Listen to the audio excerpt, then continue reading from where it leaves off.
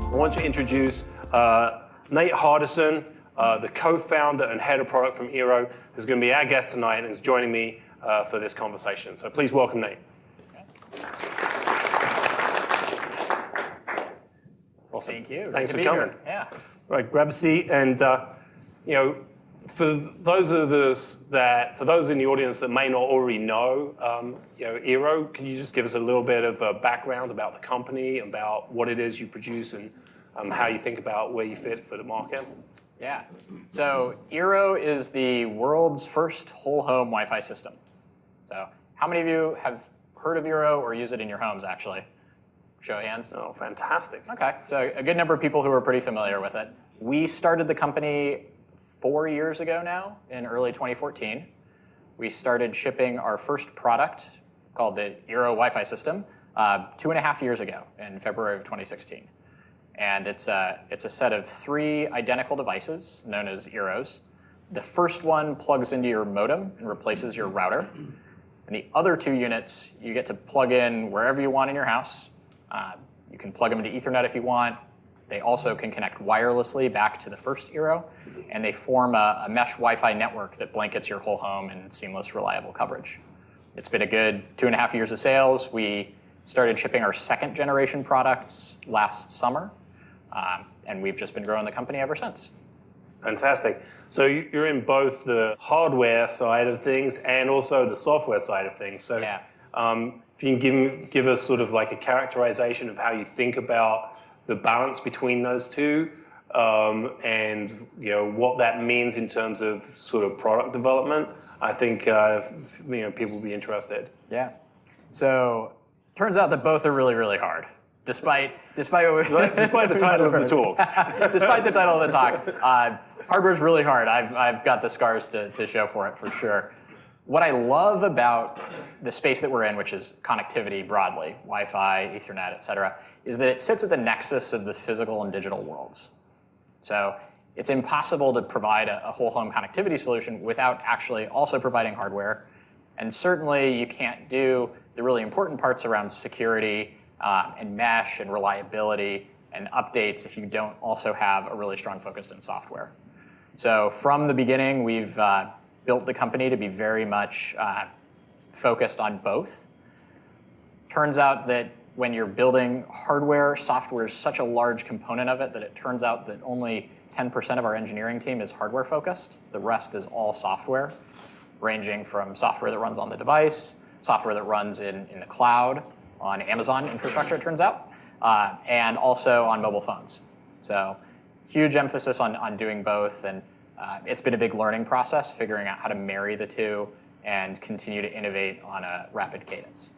So when we think about the product you're providing that provides this sort of mesh network for not just people's homes, but connectivity back to greater systems, can you sort of give me some context of how you think about that for customer experience, and then also what's the technology behind it? I'm from AWS, yeah. So I want to know what you're using, how you've sort of put AWS building blocks together in order to support what you've created. So in terms of product development, we start very much from the perspective of the customer of what does the customer want from this product? What is this experience that we're trying to create? Mm-hmm. For us, it's very much focused on making all these technology products, all these connected devices in our homes just work. And for them to work really well, the first thing they need is reliable, seamless connectivity everywhere in the home. So that was how we landed at this solution of needing to have a mesh network with multiple devices placed around the home. It was not out of this would be really cool, but rather out of a true customer need. The next thing that we realized that people really wanted was they wanted a way to make sure that the software on these devices always stayed fresh. It's really, really hard with existing products today often to do firmware updates to your router. And that leads to a whole host of problems, both on the performance and reliability side, but also, as we're seeing now, on the security side. So we wanted to provide a mechanism to make sure that we could continually learn from what was happening in the field, use that to provide bug fixes, better reliability, and also continue to fix any security vulnerabilities or bugs that we could find, and do that without the customer needing to intervene. So that led us to build a cloud-backed system on AWS. Really core pieces of our infrastructure, EC2, of course. Yep. Our primary database is a Postgres instance running on RDS. We've used Kinesis for event streaming, and we also use S3 a lot. That was how we would distribute our over-the-air updates. When we think about the audience of people here that might be starting their own journey on building a business, do you have any advice or recommendations to provide about how to think about privacy and security as being part of their product or their MVP, for example? You know, it's definitely something that needs to be thought of from the beginning. You also don't want to overdo it. You know, early on, the most important thing is to see if there's product market fit, get the product out the door. You know, that means you have to make trade-offs, and that's really difficult. It really depends on the type of product or service that you're working to provide. In our case, we knew that we were providing the core digital infrastructure for the home, that, you know, this is a product that was going to be used by my family and my friends, and so I felt this real responsibility and obligation to make sure that it wasn't going to be a product that would open them up to vulnerabilities or holes. So we put a lot of emphasis on how we built our firewalls to make sure that we weren't allowing any open ports or any ways that hackers could get into the product ourselves. We also spent a bunch of time thinking about the authentication to the Wi-Fi systems. Turns out if you go and buy a off-the-shelf router and you go to configure it, there are a ton of different encryption schemes that you can choose to apply to your Wi-Fi network. The vast majority of them are out of date and are only included for legacy support. So we nixed that and only allow folks to choose either the latest, greatest WPA2 implementation, or just leave the network open if they want to have a truly open network. That way we're not providing any false guarantees of security. That was really important. Yeah, and so I think this speaks to sort of a larger point, and something that I think is, you know, a compelling part of your product is that general customers aren't security experts or privacy experts. I know I consider myself vaguely technically capable, and it's still bamboozling to me in certain regards when I have to deal with that, let alone when you're thinking about for general consumers. So it seems like making intelligent choices on the behalf of your customers is a sort of a critical part of making a product that they can believe in or trust. Yeah, that's absolutely correct. And that just speaks to the customer-first nature of product development that we absolutely follow at eero. You know, the first big one, like I mentioned, was, you know, over-the-air updates that happen without the customer needing to get involved. Making sure that the firmware running on eero devices is always the latest and greatest, is fresh, and always, you know, includes any fixes or addresses any vulnerabilities that happen to be in the wild. A great example of this was the crack vulnerability that was announced last year. There's a flaw in the WPA2 authentication mechanism for Wi-Fi. It affected literally every Wi-Fi implementation out there. And within 24 hours, we had beta software out in the field that we were testing, and within a week, we'd updated our entire fleet of eeros without customers needing to lift a finger. Wow, that's amazing. That's really great. So let's wind back the clock a little bit and think about, you know, the origin story for eero. Like, where did the original idea come from? Like, was this something that was, you know, a problem space that just occurred to you? You felt like you needed to put in, you know, fill in, or is there something that evolved from work you were already doing? Give us sort of like the origin story for the business. I'm one of 3 co-founders. Nick, who is our CEO and one of my good friends from college, is one of the other co-founders, and it was his initial idea to start eero. He'd been an associate at Menlo Ventures, and so was working pretty closely with Dropcam and with Roku, and saw that big issue they were having, and a big issue with many other connected device companies, was that customers would purchase one device, they'd love it. They'd go back to the store to buy a second one to go put in the back office or down by the garage. They'd bring it home, they'd plug it in, and it wouldn't work. And instead of thinking, oh wait, could that be my router? They'd blame it on the device. They'd take the device back to the store, and it would wind up hitting the RMA, the return merchandise portion of the Dropcam or Roku business. So it had a real meaningful impact to those businesses. So from that lens, we saw an opportunity in that for all of these really awesome products and experiences to actually work, we had to go fix the network. Mm-hmm. So we set out from there to go do that. When you think about creating a business, it's like, am I the world's best expert in whatever, Wi-Fi? No, it's not necessarily the case, right? It's the seeing something else about the opportunity that makes you go learn the things you need to learn, right? Yeah. We spent a lot of time talking to a number of different advisors, learning a ton, getting a lot of feedback on our approach, understanding the building blocks and the trials and tribulations that others had had in this space. I think we also had a good amount of naivete. We didn't fully understand or grasp everything that we were getting into, so it set the stage for us being prepared to grind it out. We wanted to do this. We knew deep down that this was a product that needed to exist. For me, the light bulb moment was certainly when I was talking to my grandparents, who are total Luddites, have an iPad that's used only for emailing with the grandkids, mm-hmm. and they hated that it couldn't connect in the far corner of their house. So that to me said, look, this isn't just a local problem that I have here with my friends in San Francisco or the Bay Area. This is something that is really broadly applicable, and that drove me through all of the ups and downs, certainly. When I look at eero's as a product, they've got a really elegant design, very sleek looking, really great integration into your home decor. So where in the development do you start thinking, I've solved the technical problem, solved the pieces, when do I make it look good? Or is design, just like privacy and security, one of those foundational things you have to think about from the start?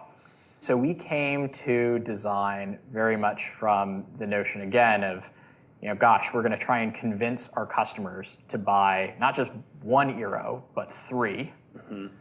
And we want them to place it out in the open, because if they think it's so ugly that they just want to stick it in a cupboard or under the bed, it's going to actually impact negatively the product performance. So it's got to be something that people are going to want to show off, have out in the open, and therefore we need to really think about, what's this thing going to look like? How big is it going to be?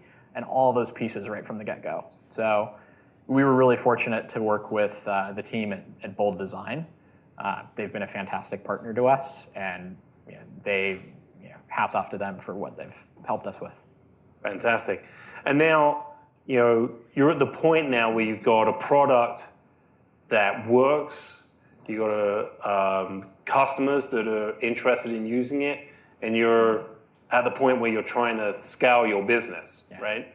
Can you give me some sort of flavor or context about the difference between the path you went on to go build the thing that you believe was the right thing, and now all of a sudden you're like, oh, it is the right thing. Now we've got to go do a lot of this. Tell me where you are in terms of your scale ambitions. Yeah.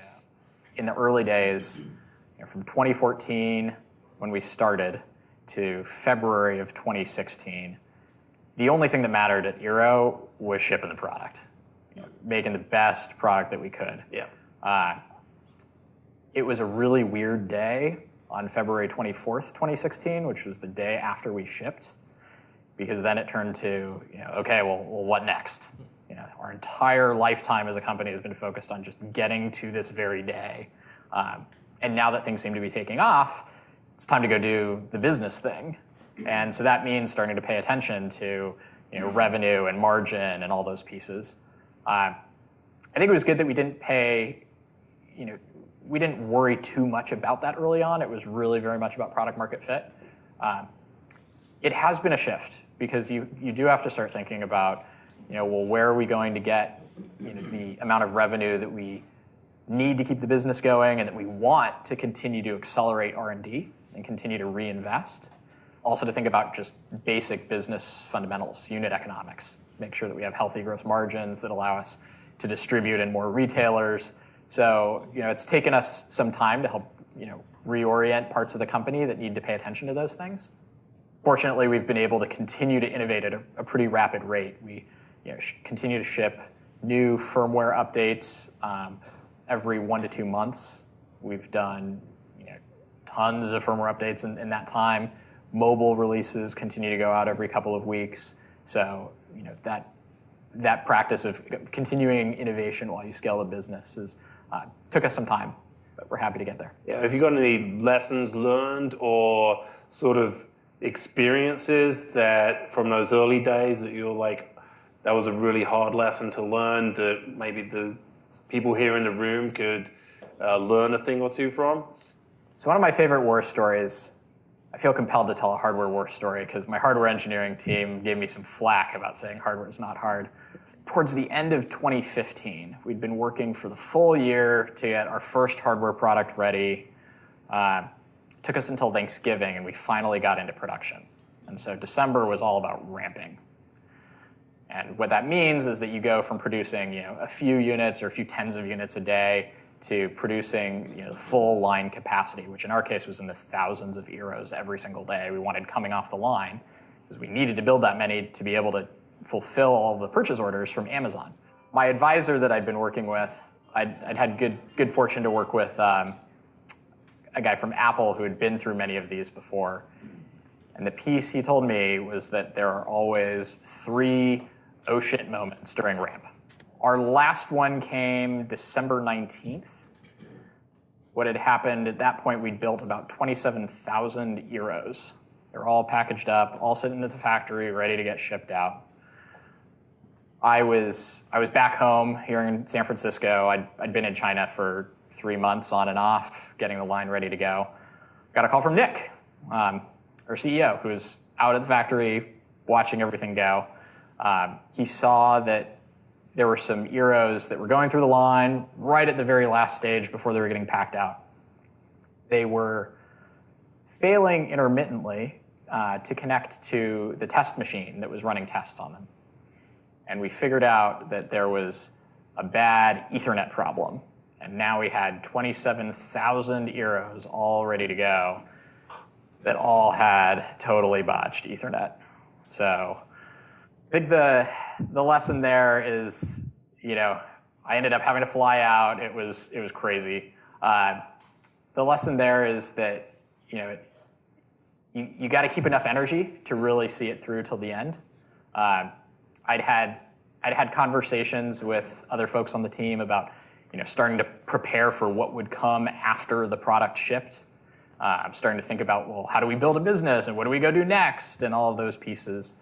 And I'd been rightfully told, the only thing that matters at this point is making the best darn product that you can and getting it out the door and getting to ship. That's the only thing that matters.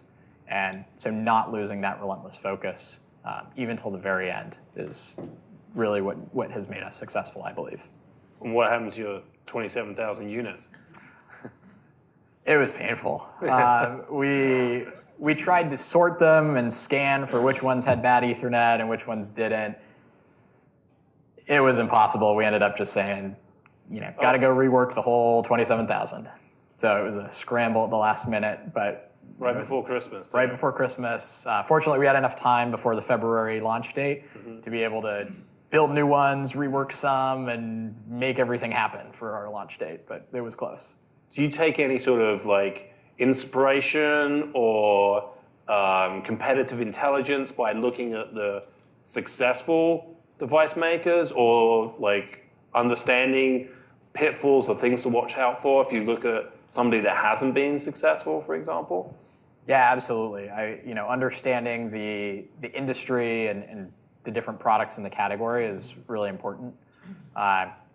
We see some of the really early on successful companies, the Dropcams, the Rokus, the Nests, et cetera. Some of the things that have made hardware companies really successful has been the presence of software services that you can add on to the platform. So we've spent a lot of time focused on our security service that provides even more advanced security to our customers. We've also taken a look at companies who have struggled to achieve good gross margins. At some point, gross margin really becomes important, just the basic economics of the business. But it's been really inspiring to see the successes of companies, certainly over the last few years. It's also been hard. Hardware industry has been hit pretty darn hard in the last year. There are a lot of companies that haven't made it, and it's been tough.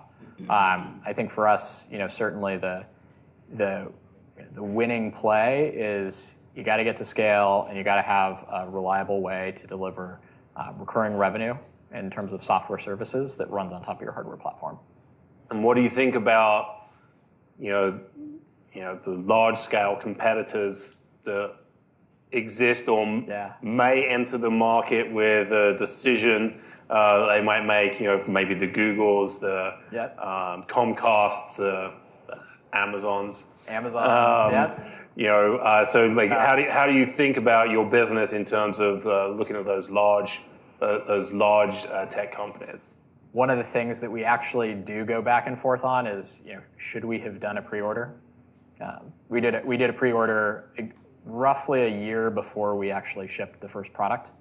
The reason we did a pre-order was to test to see if there was a market there. Mm-hmm.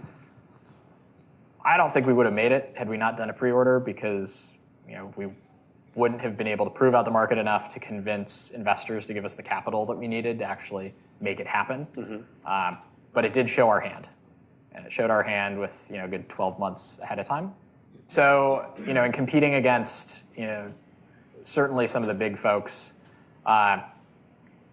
we break our competition down into roughly 3 categories. There are other startups that have come into the market.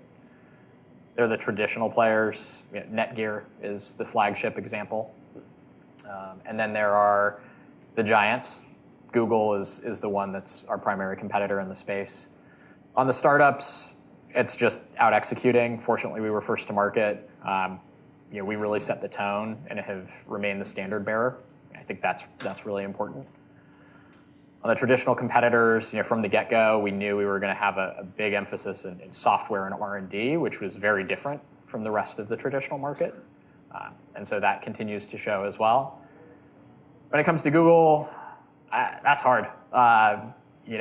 Google, it really just comes down to, for us, the way we've gone after it is look to really retain relentless focus.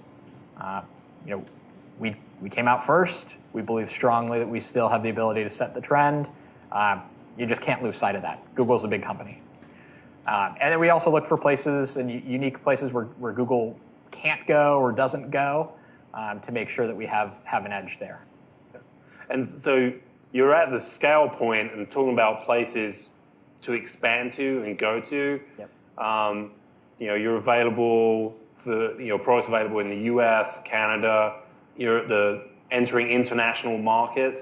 Tell me how you think about international expansion, what the drivers are for making the decision to say, now's the right time to go for international expansion, and then maybe some advice on the channels in which you've used in order to do that. Looking internationally, we plan to go very international. Yeah. Wi-Fi is a global product. Connectivity, security, these are things that every home on the planet will eventually at some point need. For us, it's been really important to look at both the nature of our product itself. Being a hardware product, we have regulatory requirements that we have to comply with. We also have to look at how customers acquire our product. Mm. So for us, it's very different to scale a hardware product because it gets sold in physical retail. So that means, unlike software service you end up having to build business relationships with retailers and others who will actually sell your product in the geography that you're looking to go into. So to do that, you need to have enough capital and decide that it really is going to be worth the return on investment to make that happen. So those are things that we've been looking at. The final thing is, in addition to retail, for hardware, retail is not always the place where people get your product. For us, people get networking equipment through professional installers, and they also get it in large part through internet service providers. So, looking at, when we look at, say, Europe, it's really understanding, what does that market look like? So when you think about this, this expansion, there are things that you're thinking about that could be possible disruptors for this large-scale expansion. In my mind, I'm thinking about sort of, you're selling a product to people, and this is a consumer product, but there are initiatives for like municipal Wi-Fi programs and open access programs in larger geographies, and so I'm sort of thinking like, when does that start becoming part of something you're aware of, or you're trying to build into where you're trying to go in terms of your strategy? The thing I love about the space that we're in is, and we say this internally, that connectivity is the electricity of the 21st century. It is the foundation upon which all these new experiences are being created. We depend on it for our entertainment, our communication. So really the sky's the limit in terms of where we can go. People are going to need ubiquitous access at home. We see it at work, and just all over the place. So there's a ton of really exciting initiatives that we've got going on internally. Okay, super. All right, so that's it for my questions. I want to turn it over to you guys here in the audience, give you an opportunity to ask questions for Nate. We have a microphone here, so if you have a question, raise your hand, and we can capture your question for the audio track and see what sort of advice Nate can provide. I had a question about your story. You said you had 27,000 euros and they all had this Ethernet issue. Yeah. But you also said that you need 3 euros for a person or like a home. So does that mean those 27,000 times 3 or? Oh yeah, so it was 27,000 times 3. It was 27,000 individual units. So 9,000 systems. Okay. One of the things we did that was kind of lucky was that our system was a pack of 3 totally identical units, which made it really nice for a young company trying to build a new hardware product, was that a system was literally the same unit every single time. Okay, so all 3 units are identical. It's just that one replaces the typical device. Correct, completely identical. I was just curious what the name eero came from. Yeah, so eero is actually a complete mispronunciation of the architect Eero Saarinen. We completely Americanized it. So Eero was a mid-century modern architect. He's famous, most famous for the Gateway Arch in St. Louis. You've seen that? The TWA terminal at JFK, Dulles Airport, a number of other places. We loved his simplistic yet functional design. And the name itself, 4 letters, lots of vowels, looks super cool. We were able to fortunately get eero.com. Really important. Doesn't hurt. Doesn't hurt. So, all those things really combined to make it a great name for us. I have a question on security. How do you think about security of, 1, the components that go in your product, and 2, the manufacturing facility? Yeah, that's a great question. So security of the components that go in our product, we work with, large, trusted vendors that go through a lot of security auditing themselves and design their products with security in mind.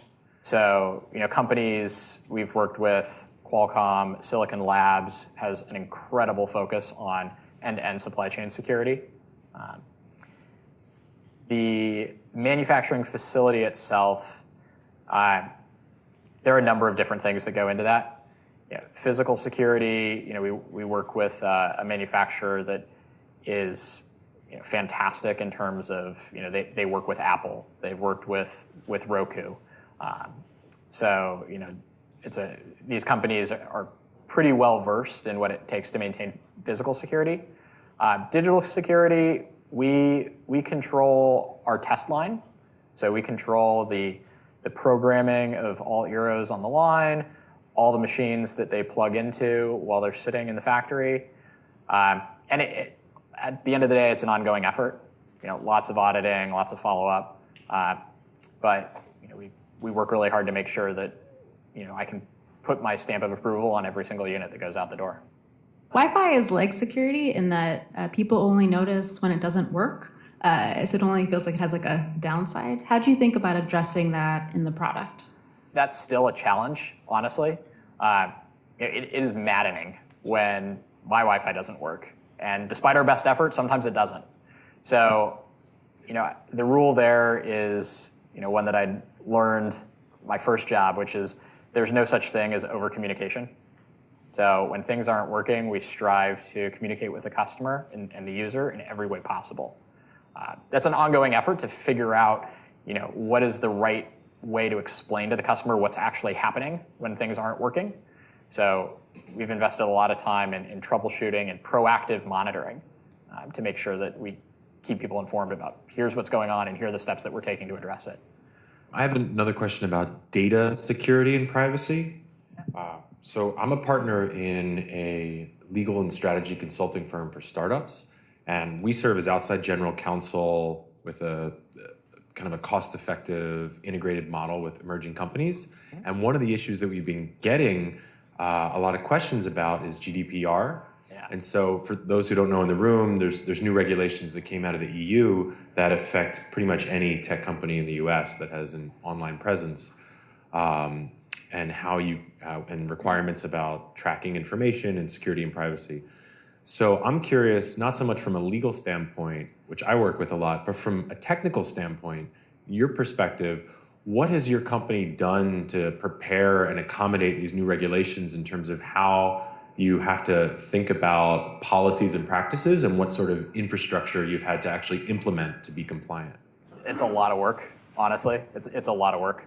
I think, that's one of the, I can see that as being one of the challenges for younger companies that don't have the team in place, or, it's yet another big chunk of work to go do. For us, we've been fortunate because a lot of the regulations surrounding data privacy and what we actually do with customer data, as part of our product strategy early on, we were very focused on making our product just the best Wi-Fi product possible. So we don't track where, I have no interest in understanding where people go online. So decisions like that also made it a lot easier for us because we didn't have big systems with tons of that to go clean up. And we're also early enough in building out our infrastructure that we could adjust course. So some of the stuff we've had to build is making sure that any personally identifying information that we do have, like we get customers' email address and then phone number as part of our sign up and login process. We have a passwordless login that sends a token to either your phone number or your email address. We make sure that that's in a special data store that's protected and encrypted, and only certain folks have access. And according to Gdpr, that if a customer calls up and says, I would like you to please remove this information, we're able to do so. Yeah, it's a lot of moving pieces. It takes a lot of thought and effort. For us, the good thing is that we've been pretty focused on making sure that our product is really just about awesome Wi-Fi from day one. It sounded like you had some security stories that you wanted to tell from the title of your talk before your hardware guys got a hold of you. Yeah. What are those stories? Well, so one I talked to, I think one of our shining moments of a company was how we responded to the crack vulnerability last year. So we heard about the vulnerability, got our team on it, first thing in the morning, and by noon we had a fix that we were testing and actually rolling out to our dog food and beta pools of customer networks in the field.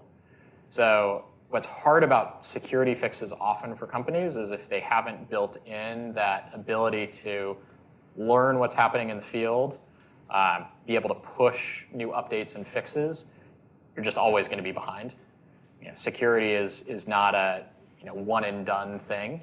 I can't stand up here or sit up here and claim that eero is secure for all time, but I can say that whenever there is something, as soon as we become aware of it, we're immediately going to start working, no matter time of day, to make sure that our customers' homes are safe. How many IPs and patents do you have? And do you think having more IPs and patents at the earlier stage help you compete against your competition? Yeah, in terms of intellectual property strategy, yeah. So I won't speak to eero specifically on that front, but in terms of details, because nobody wants to know details. It's really a broader strategy, right? So it depends on how you intend to compete in the market. So for companies that are very much about a technology, then it really comes down to how do you see that technology being used? Is it one that is easily reverse engineered, or one that's open by default that you want to protect with a patent, or is it something that's going to be an internal trade secret that you don't want people to know about by publishing a patent? For us, we're much more of a product company. We're very focused on execution and continuing to deliver a really good customer experience. So our IP has a different place in our business strategy. But that's how I'd encourage you to think about it is, what's the broader business strategy? Discuss with, there are tons of really good patent firms that you can discuss, and they can help figure out the right one for your business. Do you track the users' usage of your products, and how much of it? So the information that we collect is diagnostic data and for customer support. It's a huge part of our product experience. And one that we've been really proud of is an incredible customer support team. And so we collect diagnostic information and analytics to make sure that in the event that Wi-Fi stops working, like mentioned over there, and a customer does call into our support center, they have the information needed to quickly and effectively identify and diagnose any issues that are happening. We also have information that's used to just generally improve the product. We want to know when, for example, we're seeing a problem with a particular class of devices that could indicate that we've done something bad in our Wi-Fi firmware. So we keep that data very much focused around how do we actually make the Wi-Fi better, and continually fulfilling our promise to customers that eero is going to stay new and get better every single day. To what extent has issues of tech transfer, export control, and concern about sort of Chinese inside come up as a national security or security issue? Yeah, so I think there, fortunately we've had a really good partnership with our manufacturer. We also, because we do manufacture outside the United States, we do have to go through export licensing. We do that regularly with all of our products. I think that really we work with trusted vendors. We're very selective about which parts we'll allow on our bill of materials.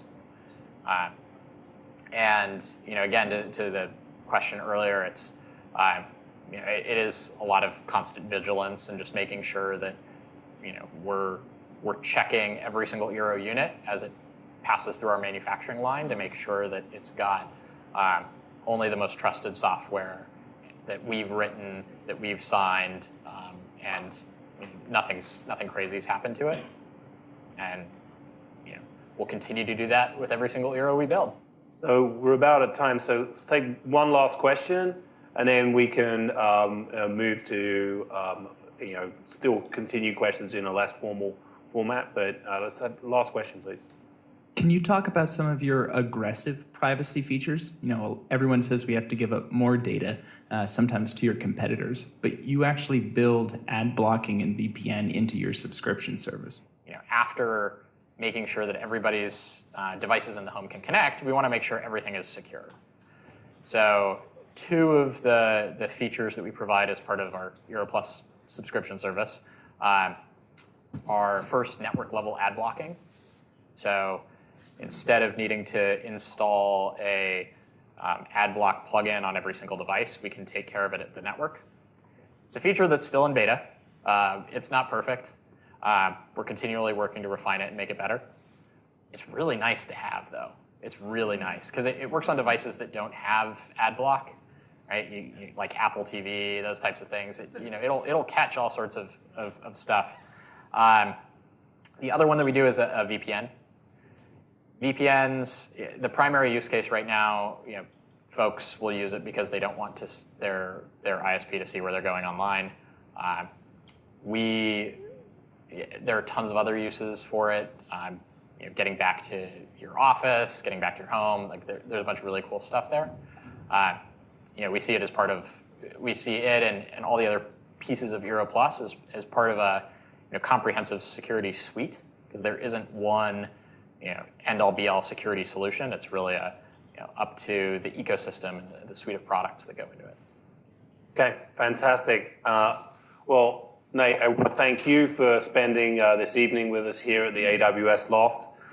It's been fascinating to learn about your company, the decisions you've made, and the success you've had. And we look forward to even more great things coming from your products. So thank you guys very much, and a round of applause again for Nate.